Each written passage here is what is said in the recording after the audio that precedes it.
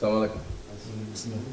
Bismillah, alhamdulillah, salatu wassalam ala rasulillah, sallallahu alayhi wa sallam. So today, I'm going to be giving a little brief talk about some of the commonly misunderstood aspects of Islam by both Muslims and non-Muslims. The reason I say that is because, it's easy to talk about a lot of things that non-Muslims misunderstand about our religion, but what would be the point of that since, most people here everyone here is Muslim, so yeah, I think it'd be more beneficial to talk about the issues, the problems that a lot of Muslims, have and a lot of the misunderstandings they have about our religion. So what I'll be talking about today is the misunderstandings about Qadr, which is predestination, women in Islam, Jihad, and there was another one. Qadr, women in Islam, Jihad, and tolerance. So first I'll start with the easier one. So Qadr is, there's certain beliefs that we're supposed to have: belief in Allah, belief in the messengers, belief in the angels, belief in the books, belief in the Day of Judgment and the Last Day, and belief in predestination. Now, predestination, what that means in most other religions is that God sets out everything that's going to happen to you and you really don't have any free will. But we know that that's not exactly true in Islam, that we do have free will. So how do we, reconcile that? Some Muslims, I believe in Islamic history, there were two very extreme opinions. One was that we had complete free will and God had no say in what we do. The other one was that God forces us to do all the actions that we do. So for example, I'm raising my hand right now, right? God made me raise my hand. I didn't do it on my own free will. God created me and made me do it. But others would say that I'm doing it on my own free will. Now, whenever we said we're going to do something in the future, what do we say? Inshallah. Inshallah, right? So what that means is God willing, right? So essentially how Qadr and predestination is understood in Islam is that we do have our own free will, but our free will, I'll explain it. We can't do anything unless God allows us to do it, He gives us the permission. Because another way of saying inshallah is bi'idhnillah. Bi'idhnillah, idhn means permission in Arabic. Even in the regular Arabic, if you say, can I have permission, you say idhn, right? So bi'idhnillah means with Allah's permission. So it means, if Allah didn't want me to raise my hand, or He didn't want me to come here today and give this talk, He could have easily said, He could have easily willed that I don't give this talk, or that I don't raise my hand. So basically it means that Allah is basically in control of everything, even our own choices. Allah can stop us from doing our own choices. Make sense? Okay, I just wanted to make sure you guys understand that, because that is a very commonly misunderstood thing when you talk about the beliefs in Islam, about predestination and that Allah ultimately determines everything. So you're going to do this individually, ask questions for each I'll ask questions at the end? at the end, yes. So you could bring up you could either bring up the ones that I brought up or any ones that you have. So yeah, this is going to be pretty quick. So the second one will be about women in Islam. So there's also extremes with this. I've seen people say, women should need to stay in the house, and this is mainly what non-Muslims say, but I've even seen Muslims say this, unfortunately, that women need to stay in the house, and that that men are superior to women, and things like that. This is common. This type of sentiment is unfortunately very prevalent in a lot of the Eastern Muslim countries and whatnot, especially in Saudi Arabia and Pakistan and a lot of these countries. And even in a lot of these countries, they prefer to have boys over girls, which is something that the Quran specifically speaks against. Because as we know, it was a practice in the Jahiliyyah times and the pre-Islamic times in Arabia, where if a man had a daughter, and the Quran even talks about this, if a man had a daughter, he'd be very disappointed, and sometimes he even buried his baby daughter alive, because he felt that having a male child is better than having a female child. So yeah, that's one extreme. The other extreme is where people say that Islam, and I've seen this too, I've actually seen this among Muslims more often than I've seen the other position is, at least Muslims my age, that Islam is a feminist religion, and that, Islam is, there's no doubt that Islam is very progressive when it comes to women, but I feel like some people go a little too far, and they they say that Islam is like, men and women are 100% the same in Islam, and they could do all the same things. And that also is not true. So Islam is actually very nuanced when it comes to men and women and their roles and whatnot. So in Islam, typically, the man is the one who's the protector, the provider. As we know, there's a verse in the Quran that says, "Ar-rijal qawamun ala nisa," which means that the men are qawamun on the women. And qawamun, it comes from the word qawm, and what it basically means is that the men are the protectors, the providers, that they look after the women, that they protect them, and that they are basically the head of the household. That's basically what that means, right? And so this sentiment, a lot of feminists would argue, is a very sexist sentiment.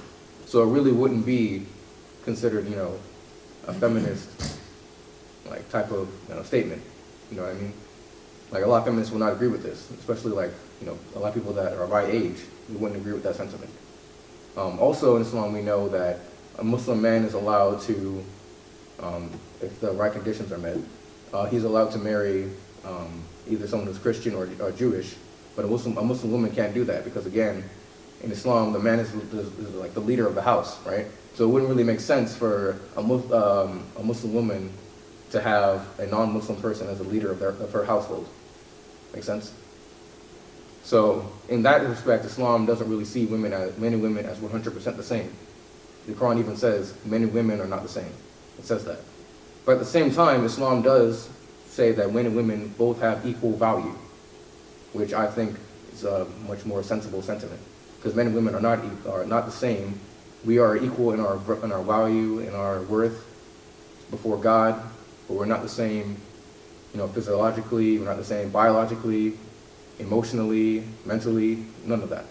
So what Allah does is He puts rules in place that account for all of these differences that we have. And so I feel like a verse in the Quran that definitely summarizes this is one that says, women have, I'm paraphrasing, and this is obviously not the Quran, this is the translation, but women have rights similar to those of the men, but the man has a little bit of like responsibility over her.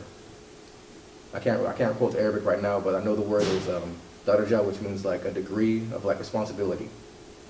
So yeah, that was a pretty easy one to tackle in my opinion. But this is still very commonly talked about because Islam does recognize that men and women are different, which I don't see why that's a very controversial statement. But apparently today in the 21st century, that's something that you're not supposed to say.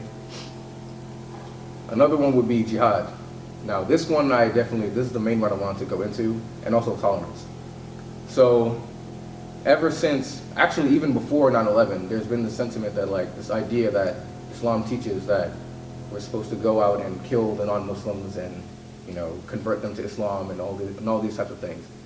Now what a lot of people do is they'll go to Surah 2, Ayah 190, which says, fight in the way of Allah against those who fight you, but do not transgress, and all that. And I do believe that's a very good verse to start on, but I think it's a little deeper than just saying we only fight when someone provokes us.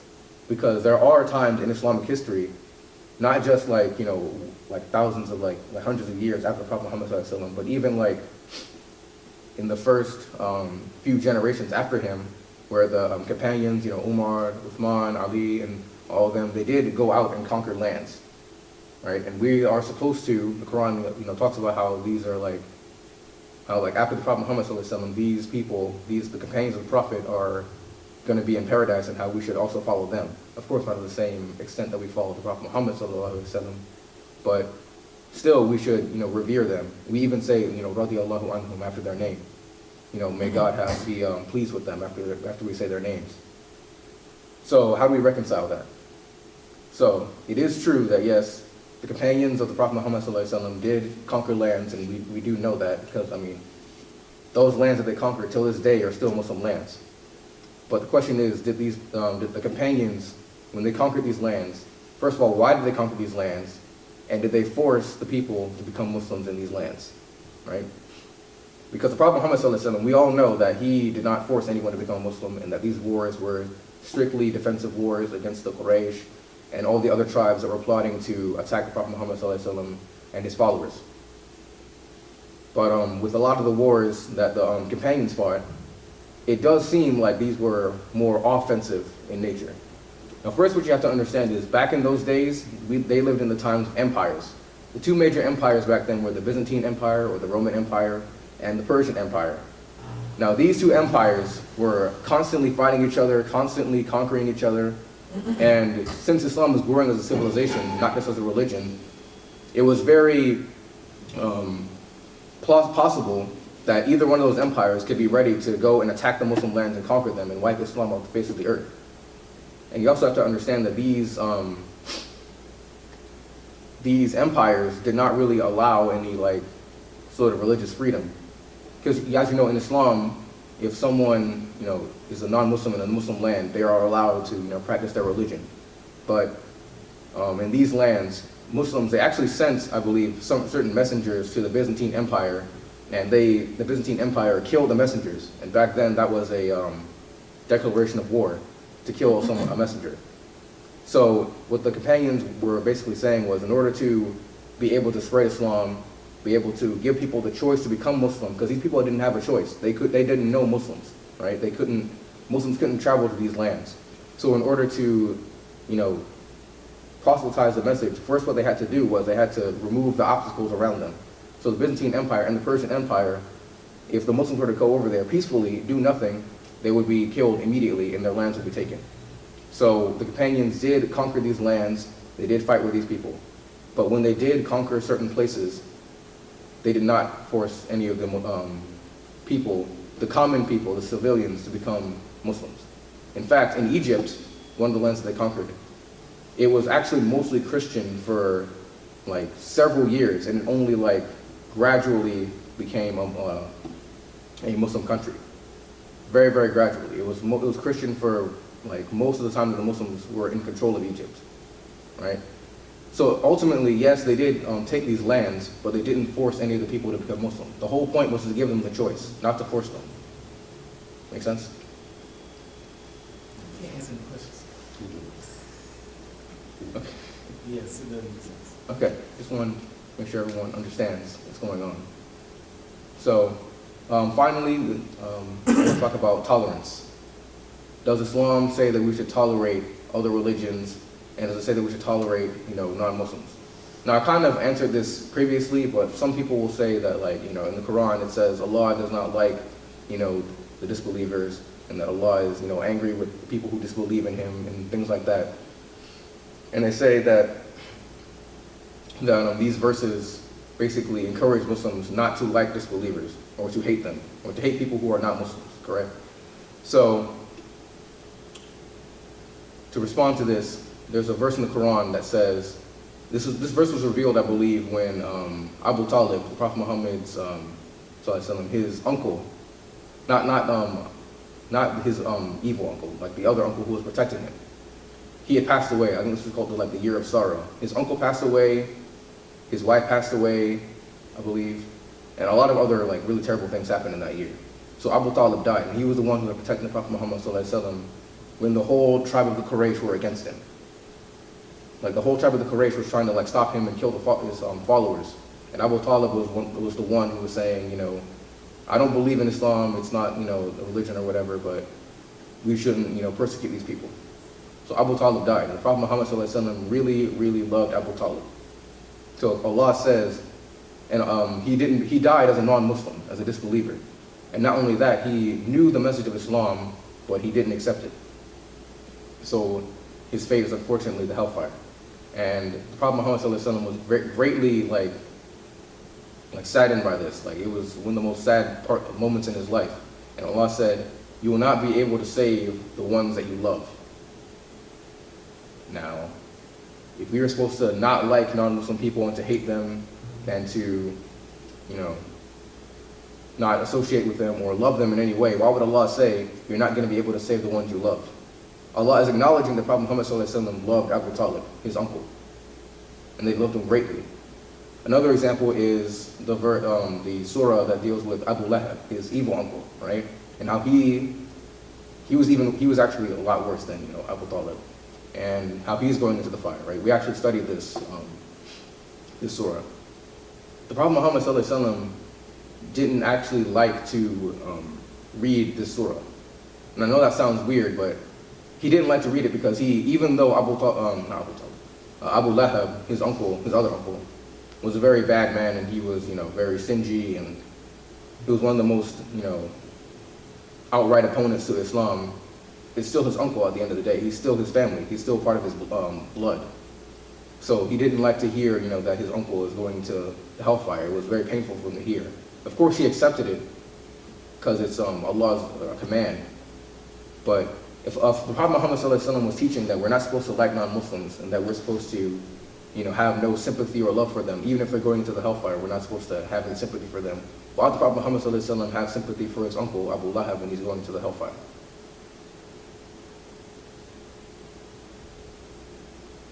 So Islam is a lot more nuanced on this. The part we're not supposed to like is the disbelief itself.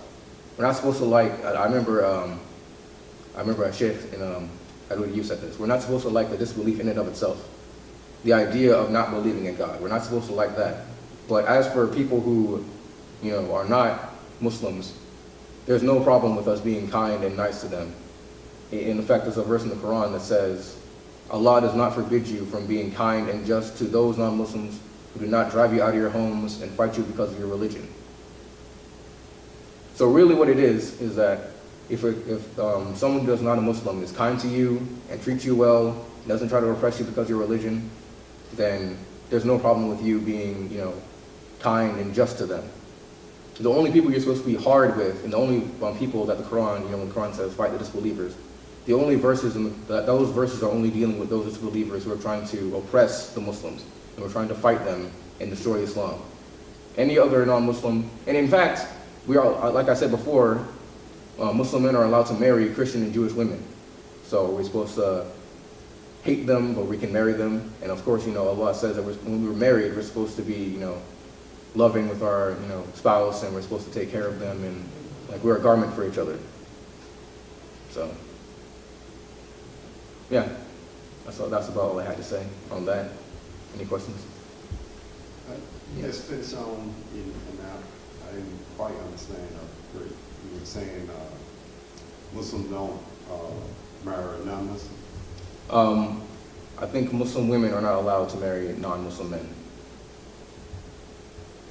Yeah. On the point like forcing non-Muslims to be Muslim,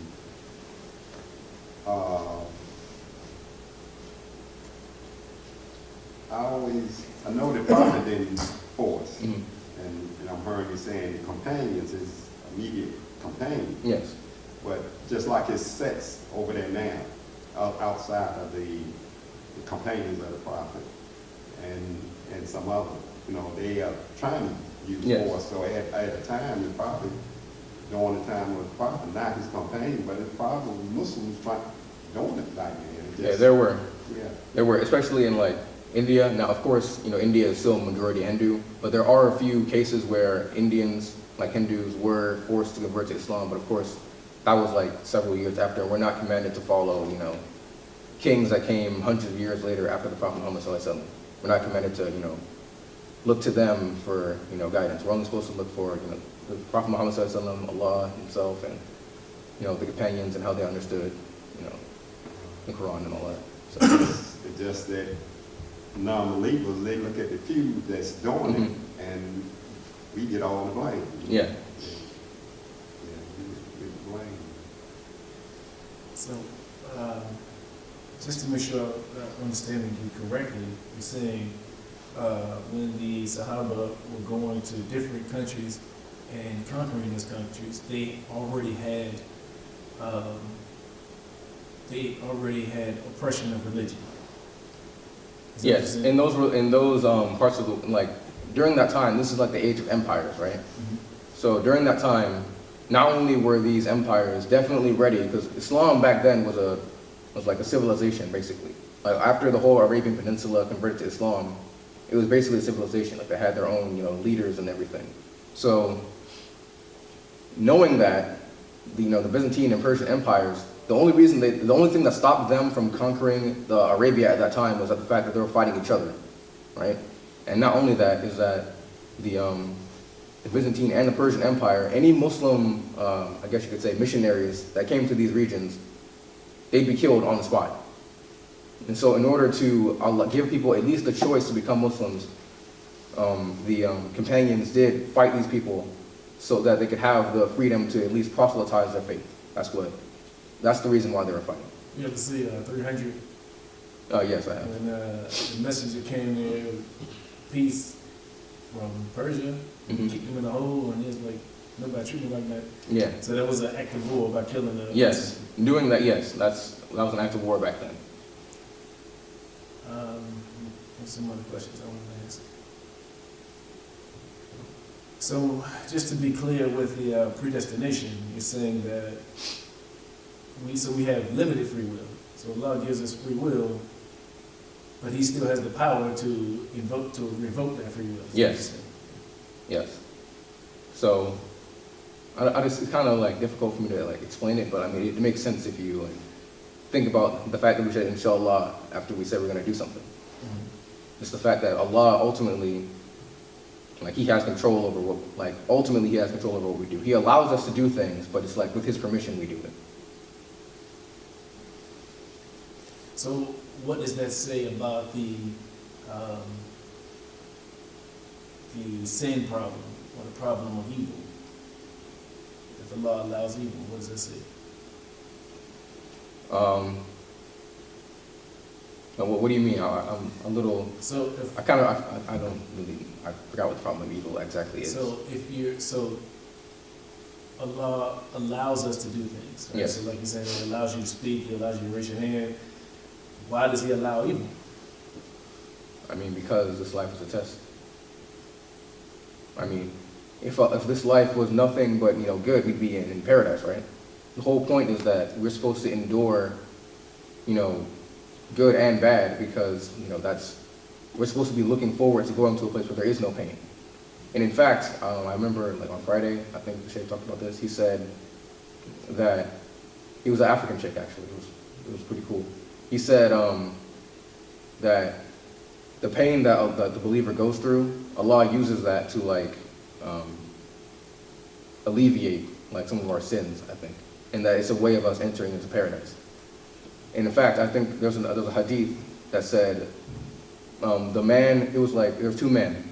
One man had all of the benefits on earth and something like that. Like he was really rich, he didn't need anything, he was very comfortable, and he went to hell.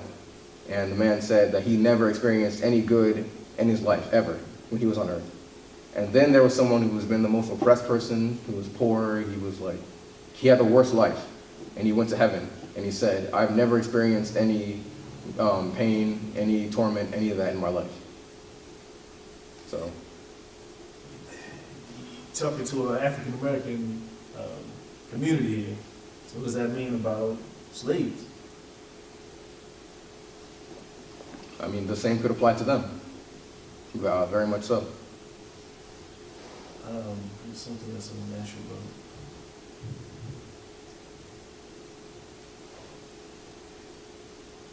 So with women, how many women were they able to marry before Islam? Before the Prophet Muhammad sallallahu alaihi wasallam? Basically as much as they wanted. But in Islam, it does say that you can marry four, but I mean, most Muslims do not practice that, and that's not really feasible nowadays. That's just something that Allah allowed, and it's not something that you get any type of blessings for.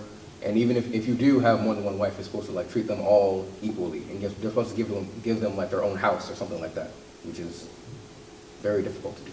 So. At least in this society. Yes. And it's not supposed to be something just for I know a lot of Muslims joke, some of my friends are oh yeah, I have 4 wives, whatever, but it's not supposed to be something that you do just for lust reasons. It's supposed to be you actually care about all of them, and that you actually are taking care of all of them.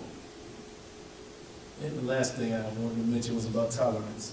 So I had a friend of mine who says that a lot of different groups today, people say they are tolerant towards them. And ultimately they're going to say, well, I don't want you just to tolerate me, I want you to accept me. So is it just tolerance? Do we just tolerate non-Muslims? Or are they accepted people in the society?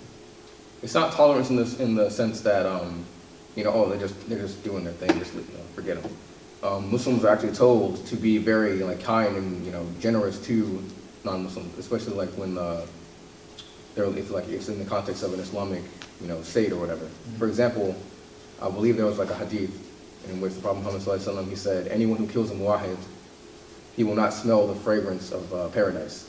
A muwahid is someone who is like either in the protection of like the Muslims, or they have like a peace treaty with the Muslims, so they're not fighting the Muslims.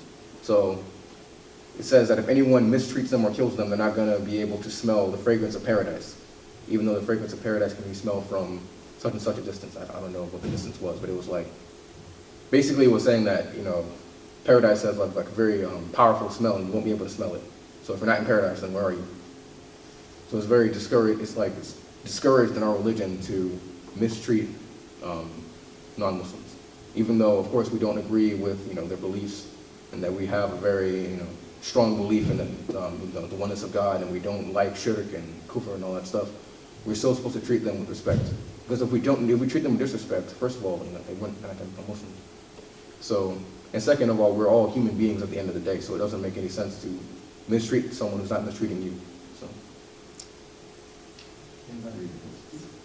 You touched on something regarding men and women, and men having, I don't know how you, can't remember how you kind of put it, men had something over women, something like A responsibility, yeah. Over here, and where you say that over here, it's like more of a responsibility, but over in the East, they still practice a little something more than responsibility. And I guess we're trying to say it's not really part of the religion, but it is. But in some of them countries, some like the countries that practice the Sharia, is it legal then in them countries? If it's they claim that's the law of the religion, What do you mean exactly? The countries that govern their country by the Sharia law, and they enforce the thing of men is over the women. So I feel like I think you're talking about specifically like Saudi Arabia, right? Yeah. To some extent, like it's true, but I feel like Saudi Arabia like goes overboard with it. Sure. Very overboard. For example, they don't allow women to drive, which that's like nowhere. I mean, they like recently allowed women to drive, but it's insane to me that it was like a recent thing. Saudi Arabia? Yes. They allowed it now? Yeah, I believe it was like a year ago. And that's nowhere in Islam. Absolutely nowhere.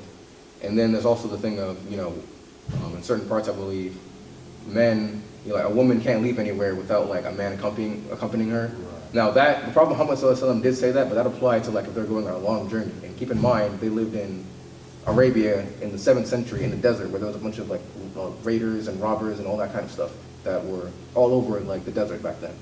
So of course it would make sense, since the man is a protector of the women, that he has to come with her, so then she won't, like anything bad won't happen to her. So it's more of like a overboard type thing. And even like in like smaller things, like for example, there's this thing called ghayra in Islam, which means that a man is supposed to have like some protective jealousy. So like, I don't know, for example, like just the fact that like, if a man, like for example, I had a sister, right? And like some stranger was like looking at her. I'm supposed to feel like some kind of like protectiveness over her, right? But in like Saudi Arabia, they take it a little bit too far in like their culture. Like you're not even supposed to like ask, if you're just asking like I don't know, like, oh, how is your family, how's your sister? If you ask something like that, then they're gonna get really, really mad at you over there. Maybe you saying ask meaning your sister. Yeah, so like if you're asking like, oh, how's your sister doing? Like you're just asking like just like in passing. You're not like trying to do nothing. You're just asking. They take that very, very seriously over there. That's at least what I've heard from like Saudis. Like you're not supposed to like ask questions like that. And like it gets to a point where they're like actually oppressing women because of that. So. when you said, is it legal, do you mean Islamically legal or legal in that country? 'Cause, you know, you make whatever rules, slavery was legal, you know, in America, even though, you know, so I was kind of, I couldn't tell what you were saying. Was it legal over there or was it legal according to Islam? Well, I was asking because I'm saying in countries that they practice the Sharia, you know, I don't, you know, that's why I was just trying to get some clearance myself. Well, Sharia law is different based on different interpretations. So people would interpret it differently depending on your school of thought. So it could be over there, they see it as that makes sense to them. That's their interpretation. I think Saudi Arabia, they follow the Hanbali school of thought, and then they even go further and they follow this thing called like the Salafi school of thought, and like that's a more conservative form, which is fine in and of itself. But they also, I feel like they also like tie in a lot of like tribal traditions along with their law. So like they mix a lot of the Sharia with like a lot of the old like traditions that they have, like the old Bedouin traditions that they have. So I think that's a problem. I had a question about Abu Talib. So what do you think is ultimately going to be his fate, since he was the protector? So what I was thinking is, it was the year of sorrow. His wife died. They had boycotted the Muslims, and Abu Talib died, I think, in that same year. It was still not the complete Quran, and Islam, I guess, wasn't perfected at that time. So do you think that Allah would have mercy on him for not believing? I think I heard there was like a hadith that like he's gonna get a very, very lenient punishment in hell. It's not like he's not gonna get the same as like like the people who actively fought against the Muslims. That's what I've heard, but I don't know too much about that. All I do know is that the Prophet Muhammad ﷺ loved Abu Talib, and that's a proof that it's not like we're supposed to hate non-Muslims, because like the Prophet Muhammad ﷺ deeply loved Abu Talib, his uncle. So how would we hate non-Muslims? So I heard that it was like a more lenient punishment, and it's like much easier than what other people will go through, like the actual enemies of Islam. But I'm not too knowledgeable on that. No, also one more thing about the women that just came to my mind. Some people think that like in Islam we're supposed to prefer women, like men over women, like we're supposed to prefer like having a male child over a female child. When I forgot to mention this, there's a hadith in which the Prophet Muhammad ﷺ says, anyone who has 2 daughters and he raises them until puberty and he teaches them and he educates them and whatnot, me and him will be in paradise like this. And he didn't say the same thing about men. And the reason is because most societies, like we think mostly of in our society, like the default is that men and women are equal in our society, right? But unfortunately in most societies do prefer having a male child over a female child. So it wouldn't really make sense for Allah to say, for the Prophet Muhammad to say, anyone who has 2 male childs or 1 male child and he takes care of them. It wouldn't make sense. So like Prophet Muhammad is actively saying, that having a daughter is actually a blessing. So I forgot to mention that part, but that's something really powerful to me. And too, like you say in most cultures, I believe you could fairly say all cultures, it's man would prefer hand, and it's only because it's always looked at, having a male child and carry the family name on, and I think everybody, all cultures kind of take that in that they want a male to, a daughter carry on too, just she get married, it's tradition to take on your husband's name. In this country you know he had to do that, but it's kind of more or less looked at she can, carry the family name on if it's a male child because he keeps the name, but I believe all cultures probably lean toward that. Mm-hmm. I know one reason that men don't want to have female childs because of other men. Yeah. So raising a daughter respectively and honestly teaching her everything and having to fend off other men why I was concerned. That's why Allah blessed me with 3 sons. But I was far more concerned with that than my name being carried on. And in Islam, women can keep their name. Yeah. If they have a female child, if you only have a daughter, she should keep your name. You say in Islam that one can keep their? Yeah. Okay. And I mean, even in terms of America, you know, we haven't had a head of state in America. With several Muslim countries that have. Female head of state. Yes. And they, Prime ministers, presidents, and also it's always hypocritical, in my view, when Western society talks about Islam. And when the Prophet gave women more rights 1,400 years ago than they gave women in America 60 years ago. Yeah. So it's really a prejudice, a bigotry that they just keep continuing, even though it's not true. Another thing about regards to women, there's just a few things that I forgot to mention. Another thing people talk about, you know, if like it's a mixed congregation, right? Like there's men and women in it, right? Mm-hmm. And like we're about to pray. A man can only be the one leading the prayer, right? Now, people say, you know, that's sexist and, you know, whatnot. But there's a hadith in which Prophet Muhammad ﷺ said that, you know, paradise is under your mother's feet. Now, he didn't say the same thing for someone who's leading the Jummah prayer, right? You know, my mother's right there. No, I love her deeply. You know, so one of the ways to get to paradise is by, you know, making sure that your mother's happy with you and, you know, obeying her and doing what she says. And in fact, another hadith in which Prophet Muhammad ﷺ said, someone went to him and asked, who deserves the most compassion? You know, who deserves the most of my compassion? Prophet Muhammad ﷺ said, your mother. And they said, okay, and then who? Your mother. And then who? Your mother. And then who? Your father. So your mother has 3 times. So you see, it's like a balance. The father is the one who's like in charge of the house. You know, he's like, you know, the breadwinner essentially. Even though, you know, the women in Islam can work, and it's not a big deal in Islam. Khadija was like a businesswoman, so it's not a big deal. But if anyone has to work, it has to be the man. So the man is like the head of the household, but the woman is the one, the mother is the one who gets like the most respect in like the house, because she's the one who, you know, carried you for 9 months and like went through great pains to give birth to you. And the Quran greatly, you know, praises motherhood. You being good to your mother, with obeying Allah Himself. So. Yeah, you mentioned about leading the prayer and doing Jummah. I think they the only 2 things I can think of that women, you know, not supposed to do. Yeah, there's very few things that like there's exceptions for it, like men doing, women doing.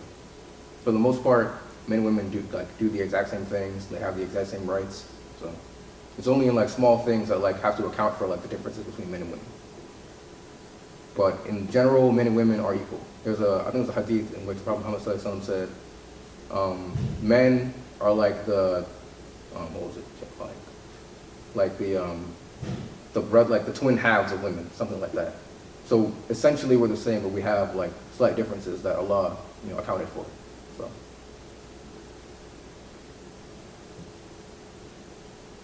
Anything else? Mom, you have a question? You said that it was controversial now for people to say that we have different roles and Yes. do the same thing. At least people my age. Well, it's controversial to say that. Why is that? Because there's this whole, like, I don't want to say it's like an agenda, even though it is, but like, there's this whole thing now of like, gender roles are outdated, and to some extent, like they are, because men and women can do a lot of the same things, that is true. But it's still at the same time, men and women are wired completely differently, and like, I feel like, I don't know.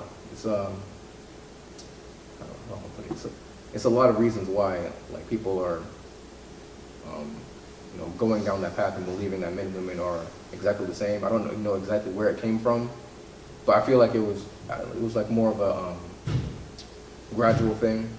Like a lot of people say that it was like there was 3 waves of feminism, right? So 3 waves, like 3 different periods of feminism, right? So the first one was the period in which, you know, women were looking for equal pay and equal, like, the opportunity to vote and all that. And then that went into like, rights for abortion and, those type of rights. And then the third wave is like where we're in now. But I'm still not exactly sure like how we went from just like, we deserve that women deserve, equal respect and like equal pay to men and women are exactly the same in almost every single regard. I don't know how it got there, but it's really controversial to say that like, I saw a video in which like a man simply said this statement that men typically are stronger than women. And the guy got a lot of hate for it. And I don't, like, I'm not that like built of a dude, but like the average woman can't like fight. Well, I mean, the statement said typical, and I can agree with that, typical, Yeah, What you did say was biology, physiology. yes. I forgot what other. Mentally, like we think differently. Think? We think differently. How so? I mean, Yeah, well, I mean, it's not like, again, it's not like too big of a thing, like we think differently, but like, I think more what I meant like by mentally is that like, I don't know, we, men are more simplistic, I guess, in terms of our thinking. That's at least how I see it. Women are more complex in their thinking. Like we see a problem, we solve it, type of thing. So, of course, this is like a general statement. This isn't like, all across the board, because like, we are human beings at the end of the day. We're all different. Yeah, because I've seen like I've heard just the opposite. That, when you say simplistic thinking, and maybe I don't know the exact definition of simplistic, so explain that word. Simplistic. How do I explain it? Okay, and Like, while we you're just- thinking, and I'm thinking It's just like A to B. complex, or like women can multitask Yeah, more than like men that, can. yeah. But then that's my thinking what it was, and that was my opinion. They said, and that's why I said I disagree, because I've heard it was just the opposite. I've heard that they said women can multitask better than men, because for the simple fact when they raising kids right now, they doing more things than men, almost like men thinking one way, more so than women. That's like what I'm basically saying. Like men are more like simple in that way, I guess. Like if there's one task we were really easy at, it's like really easiest for us to do it, basically. Okay, well then that would make the women more superior than men. In that regard, yes. Yeah. So, so like you say, and then if we only, and you saying your opinion that was strength-wise, and so if Yeah, they I got mean, us physical if strength. they got us in that area, and it's just your opinion that got us in the strength area, because I'm just looking at I don't even know the name of the Navy picture. It was female and was showing where in the Navy and just like all in the Navy field, how a lot of positions, they to do the same thing that men's doing, and they're not, I don't think, intentionally put in areas that's strength like hand-to-hand combat, but and you use the example, you didn't think yourself. Now I might not be able to put my hand on, but I believe some women could take you. So you on the fence, you think they can't, but there's some female that's pretty good. Well, I mean, if like they train or whatever. I'm talking about like the average people I know. Hey, it wouldn't happen. Okay. Well, like you said, that's your And of course, opinion. I wouldn't like hit a woman or anything like that. I'm just saying, like strength-wise, we like our bones are more dense and all that stuff. That's just simple biology. So, generally speaking, while women can be, I'm not saying a woman cannot be stronger than a man. That is definitely possible, and I've seen it multiple times. But Yeah, that's generally, what I'm saying. like the general rule, if we're not like, if you don't take into account like how much someone works out, how much someone trains, if you just take one man, one woman who like just regular, like they don't like they're not bodybuilders or anything, the man typically is gonna be stronger than the women. which is why the man's supposed to be the one who protects the women.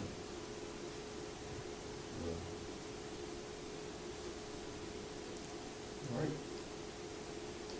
But, yeah, and I don't know how much you wear, like, even this country, because you were saying, like, the stages of women, what they went through, you know, because they didn't have equal rights in this country, you know, like voting rights and,